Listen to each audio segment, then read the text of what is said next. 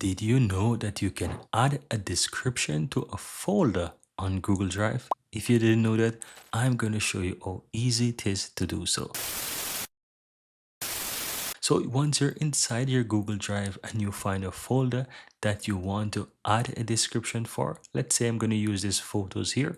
All you have to do is right click on that photo, simple go to your folder information, click on details, and here under the details section, you want to scroll all the way down to where you have the part that says description, and it says add a description, and you also have the length of how much you can add there. So I'm gonna simply add a description because this folder is about my photos. So I'm gonna say photos of me, right? This is it.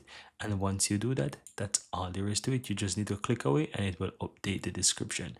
Now if you close that and go back at any point in time, you can see the description of that photo. So you can simply go ahead and right click on that photo, go to the photo information, and the next time when you click on the details, you can see what this folder is about because you add a description.